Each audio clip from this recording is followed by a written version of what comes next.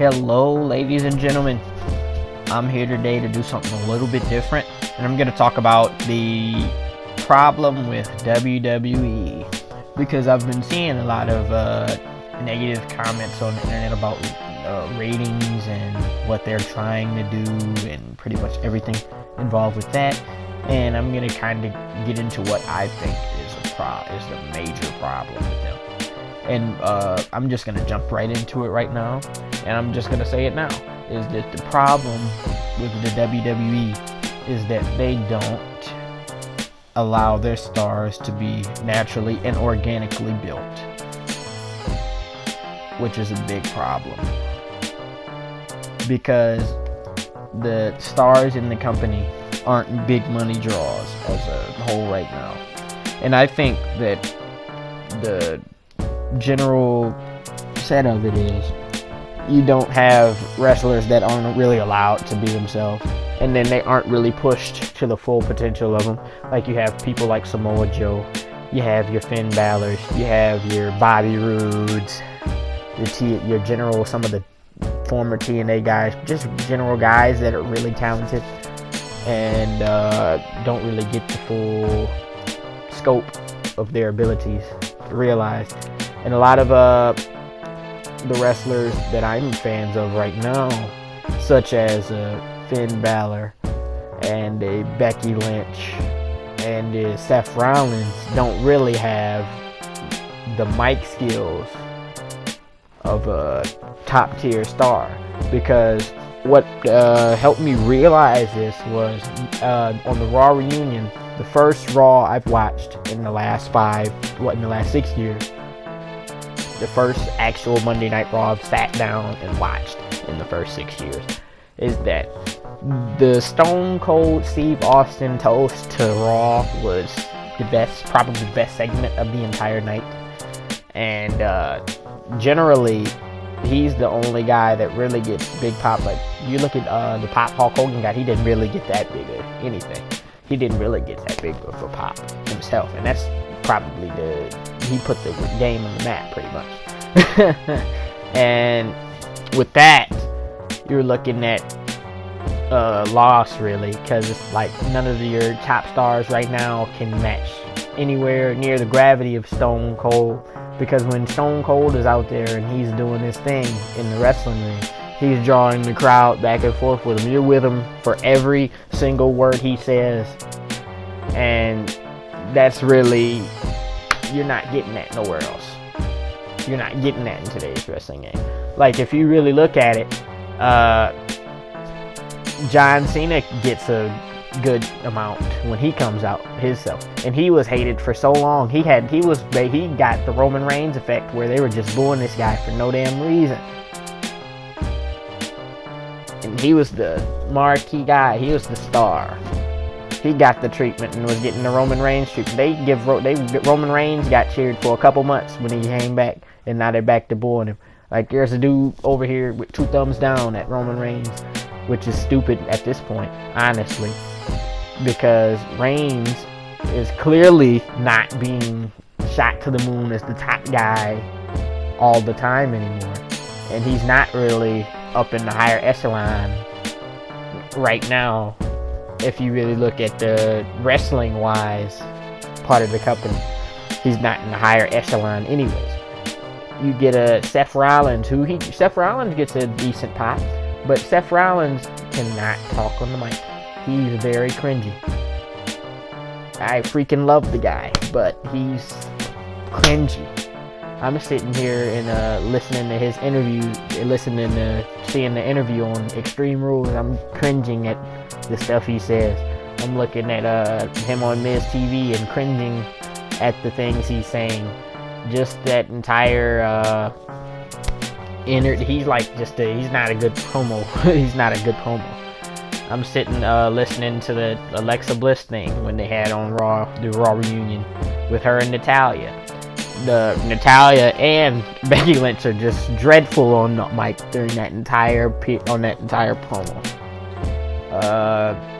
Finn Balor's not very good on the mic. He doesn't really bring any energy to what he had. Like, he doesn't really bring it on the mic. He's not capable of doing it. He possibly can. I don't know. He doesn't have much to work with. These guys aren't really given much to work with. And then you get that fake forced energy feel from them.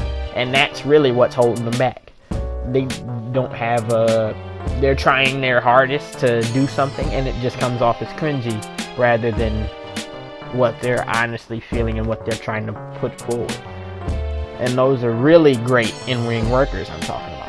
The only great in-ring workers that you really got that can work the mic are Kevin Owens, The Miz maybe. The Miz is pretty good. He has a boring in-ring style, but it's safe, like he always used to say.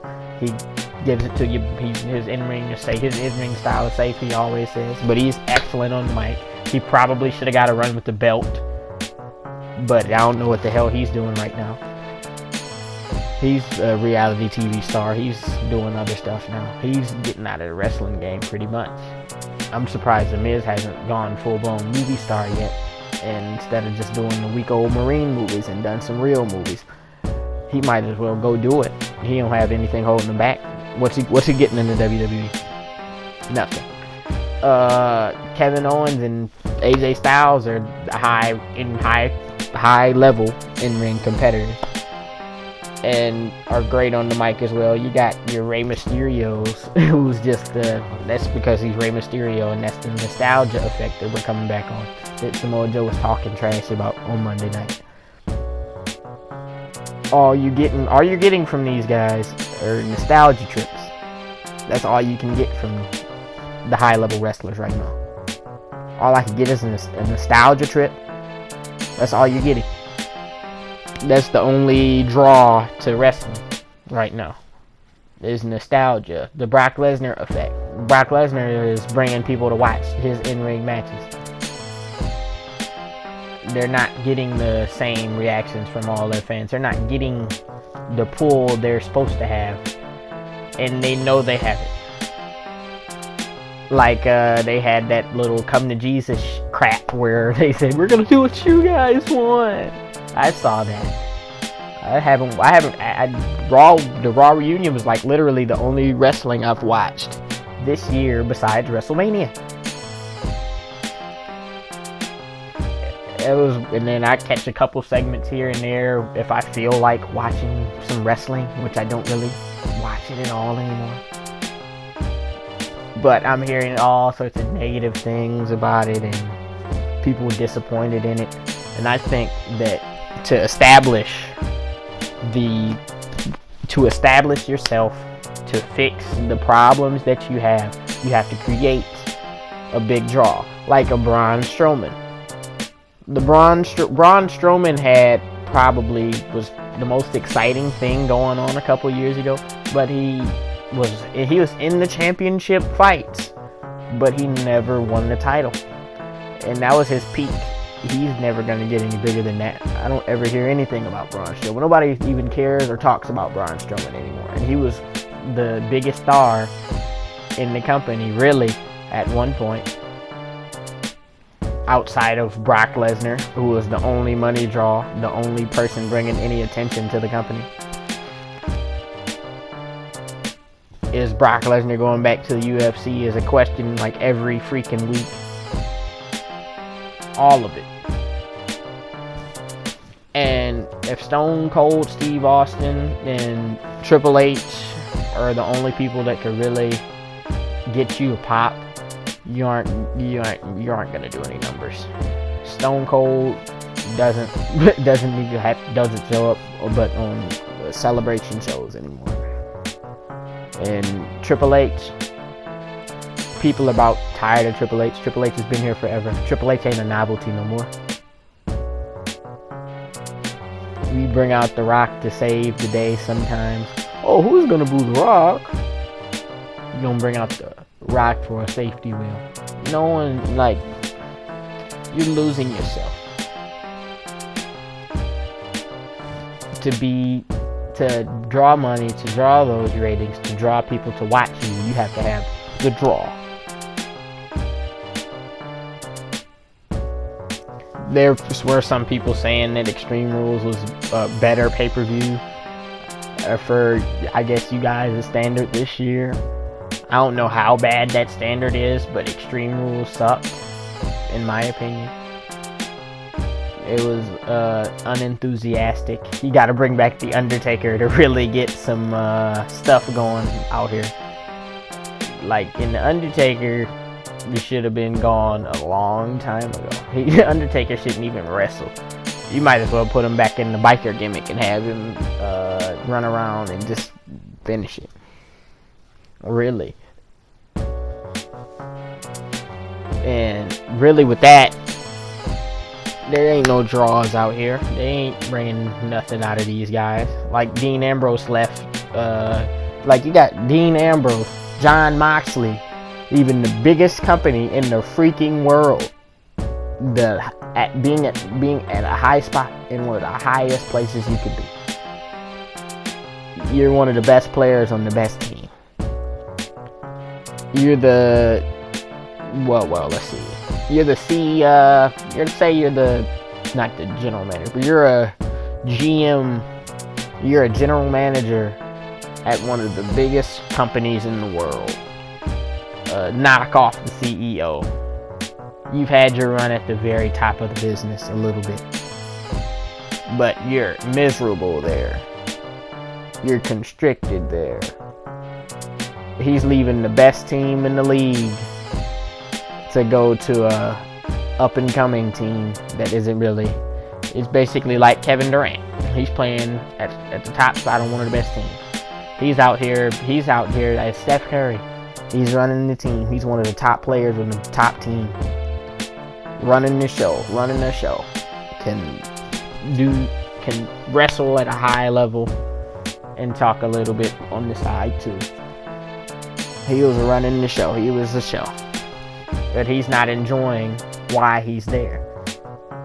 And he took his star power from the WWE where he became a star. No one really cared about John Moxley before he was a WWE wrestler. Now he's in AEW. Competition that really ain't comp. Somebody that's just made themselves public and all of a sudden they're comp. They're not supposed to be comp to the WWE. It's like ROH on TV. It's not a big deal. They're not supposed to be they're not supposed to be where they're at. And then you got side comments swiping at them like they're supposed to be the comp. They're not supposed to be the comp. You got your side swap. You're scared of people that shouldn't even be comp. That's where you fall in. And that's the shoes you gotta sit in. If I'm the WWE, I'm trying to make stuff that the AEW can't even swipe off the bottom of my shoes. They can't even lace up the boots. That's the kind of shit. That's the kind of stuff I'm gonna be produce. I will produce if I'm really in competition. They shouldn't even be comp to me if I'm the WWE. We've been the biggest wrestling company in the world. Been the only one in the world almost for 20 years, really. TNA really wasn't comp. ROH never was really comp at all. WCW was comp until the 99. ECW never was really comp. They was more teaming with you than they was against you. Talking about the NWA ain't even on TV. They're not even paying attention to that no more. They don't even know that it was separate companies. And they gotta bring the demand for WWE wrestling to a higher point. Because it's honestly disgraceful that I could log on the internet, not even looking for wrestling, and see them saying bad stuff about the WWE. They're supposed to be at a higher level than that. What's wrong with them? You're supposed to be one of the best companies in the world. As for wrestling wise. But you get mistreatment of the wrestlers and all that. And just bad product. Get better.